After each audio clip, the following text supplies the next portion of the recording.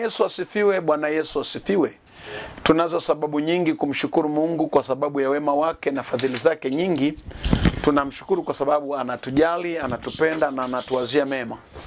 Ni wakati mwingine mzuri, ni wakati mwingine sahihi. Ninakukaribisha katika kipindi chako pendwa cha Tunu za Maisha kwenye channel penda ya Bado Kuna Ushindi TV.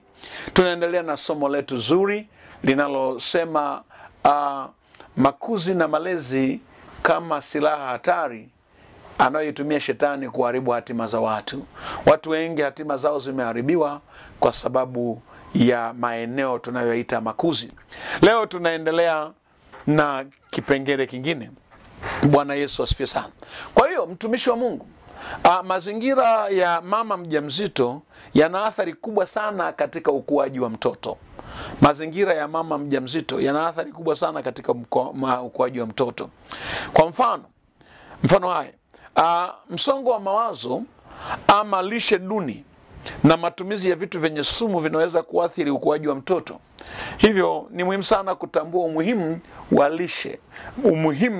lishe bora, umuhimu wa kuzingatia matunzo wakati mama akiwa mjamzito, kwa sababu humtunzi mama tu, unatunza pia mtoto aliyepo tumboni, unamlea hata mtoto pia aliyepo tumboni. Bwana Yesu asifiwe sana. Sikiliza, mtoto anapokuwa tumboni sio mchanga tena, yule ni roho kamili. Ni mchanga kwa maana ya muonekano, lakini anaweza kuwa anahisi, anaweza kusikia na anaweza kujua chochote kinachoendelea katika ulimwengu wa roho. Kwa hiyo mazingira ya mama mjamzito yana thamani sana katika makuzi ya mtoto. Mazingira ya mama mjamzito yana thamani sana katika makuzi ya mtoto. Ndio maana na somo hili tunakuletea kwako kwamba sisi wazazi tunapaswa kutambua umuhimu wa kipindi hiki cha ujauzito, kwamba ndio chanzo cha maisha ya mtu. Bwana Yesu asifiwe sana. Haleluya. Kwa hiyo leo nataka tuangalie katika hichi kipengele cha mimba. Kipengele cha mimba.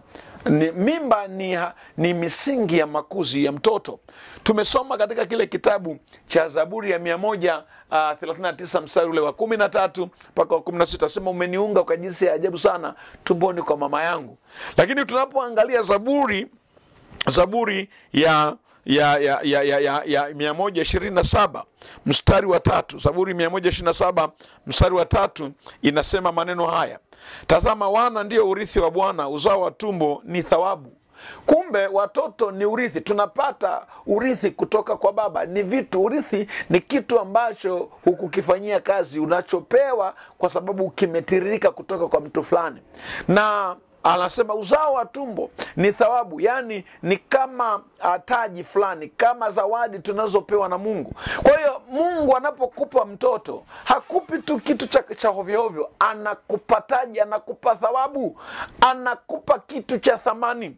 Umepewa dhamana ya kutunza kitu cha thamani. Ndio maana ni vizuri umlee mtoto katika njia impasayo. Mtoto haanzi baada ya kuzaliwa, anaanza kwenye hatua za mbali zaidi. Hata katika hatua ya mimba ni hatua muhimu sana ya kuhakikisha mtoto analelewa vizuri. Nisikilize vizuri, mtu wa Mungu.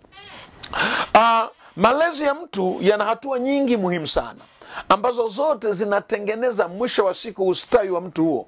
Kwa hiyo kama kuna jambo lolote liliharibika, lazima huyu mtu atakuwa na kasoro kule mbele. Lazima ziwepo, ni lazima ziwepo. Na ndio maana unakuta kuna watu wana tabia za hovyo, tabia mbaya. Ni kwa sababu ya nini? Nyingi ni kwa sababu ya malezi ya kwao. Bwana Yesu asifiwe sana. Malezi yameharibu maisha ya watu sana. Jina la Bwana libarikiwe. Kwa hiyo afya njema ya mzazi pia huleta matokeo mazuri ya kupata uzao ulio sawasawa. Bwana Yesu asifiwe sana. Kama nilivyoeleza kisa cha Betseba na Daudi kule mwanzoni. Haleluya.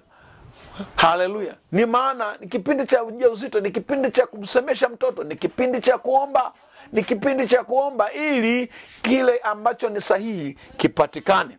Bwana Yesu asifiwe sana. Kwa hiyo Biblia inatuonyesha kwamba tabia na uwezo wa watu wa makabila mbalimbali. Kwa mfano, watoto wa Iskari, watoto wa Iskari walikuwa ni watu wenye akili, ni ukoo wao wenye akili. Haleluya. Kwa hiyo walibidi kuimaintain ile tabia yao. Watu wa Gadi walikuwa ni walinzi hawa, kama vile Tanzania tukitafuta maaskari tunawatafuta Wakuria. Kwa hiyo watoto wa Gadi hawa walikuwa ndio wanatumika kwenye eneo la uaskari. Kwa hiyo ni lazima ujue wewe unatoka kwenye familia ya aina gani na unataka kutengeneza kizazi cha namna gani sawa sawa na kile ambacho Mungu amesema na wewe. Haleluya. Yesu kazi zake nini atafanya? Mariamu aliambiwa. Samsoni nini atafanya? Mungu aliambia hata kabla hajatungiwa mimba. Ndio maana Mungu anasema kabla sijakujua na alikutambua. Swali, wewe unajua ulikuja kufanya nini? Ndio maana unaweza kukuta unafanya mambo haya hayaendi kwa sababu hujui, huna misingi. Biblia inasema misingi kiharibika, mwenye haki atakuwa wapi? Haleluya, haleluya, haleluya. Kwa hiyo malezi ya mtoto tumboni ni muhimu sana. Ni muhimu sana. Na kukumbusha tena, mtoto anasikia, mtoto anahisi, mtoto anajua kinachoendelea. Na kuna tabia nyingine mtoto anaweza akafundishwa tangu tumboni kwa mama yake. Zaburi ya 58 mstari wa 3 anasema wasio haki wamejitenga tangu tumboni, wamepotea wakisema uongo. Kuna wanaweza kashangaa katoto kadogo kanasema uongo. Unajiuliza katoto kumbe kalianza kujifundisha tangu tumboni. Tumewaharibu watoto wetu kwa kufanya mambo yasiyofaa wakati walipokuwa kwenye matumbo ya mama yao. Bwana Yesu asifiwe. Kwa hiyo ni vizuri tufahamu ya kwamba mtoto anaweza akajifundisha mambo mabaya tangu anapokuwa kwenye tumbo la mama yake, kwa sababu yeye ni roho na ni nafsi halisi na kamili iliyokamilika. Jina la Bwana libarikiwe sana. Haleluya, haleluya, haleluya. Haleluya. Ni muhimu sana kujua hii siri. Ni muhimu sana kuelewa hii siri.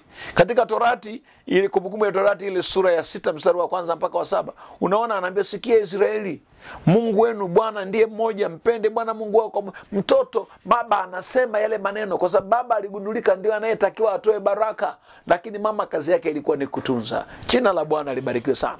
Basi mtumishi wa Mungu, hebu anza kujitathmini wewe. Maisha unayoishi, tabia unazoishi, je, zimetoka wapi? Na unapojua zilipotoka, rudi kwa Mungu, ingia kwenye toba sana. Tubu sana, sio kuvunja wala kukemea. Tubu sana, alafu ita rehema za Mungu kwenye maisha yako katika kila eneo ambalo halikukaa sawa. Biblia inasema kila amwendea Mungu hata tahayarika. Hatuwezi kupata aibu kwa sababu tunamfuata Mungu wa nguvu zote, mwenye uwezo wote. Mungu wa mbinguni akubariki sana. Endelea kutafakari ujumbe huu, na huku ukiendelea kuchunguza na kufanyia kazi haya ninayokuelekeza, na utabarikiwa sana katika jina la Yesu. Amen.